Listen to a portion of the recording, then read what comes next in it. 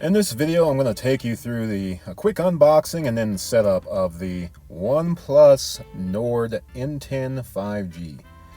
Quite a mouthful, but a mid-range phone. So do keep this in mind. A mid-range phone. You saw the price in the bottom left corner, $299.99. This is what you get in the box. You get some instructions. You get the fast charging brick, the 30-watt fast charger, and then you get the cord to complement it. I started at about 51%. I started about 942.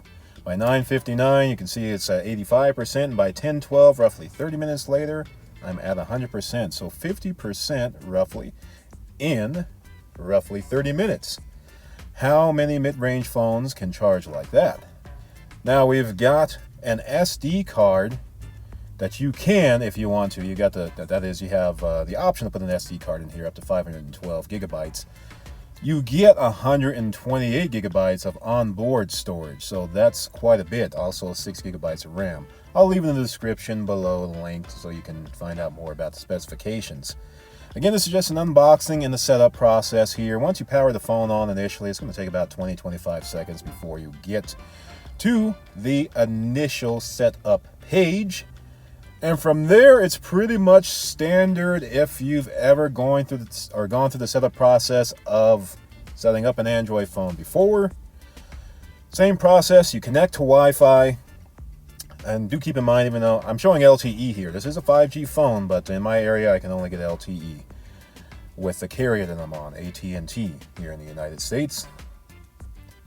The copying apps and all your data, all of your good stuff, you can do that if you have your old phone, if you're set up on the same Wi-Fi connection with your OnePlus Nord N10 5G.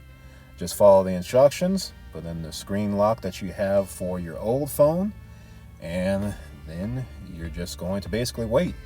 You accept all of what it said there, apps, contacts, etc., etc.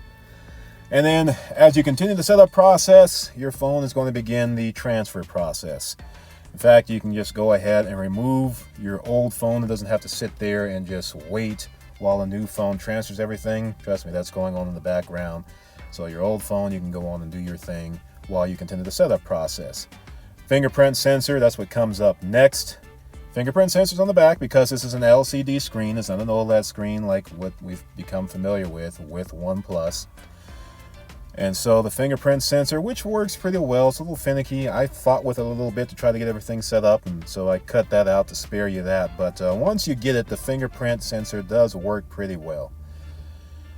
You have Google Assistant, whether or not you want to set that up with your voice, and it asks you about what type of font that you want.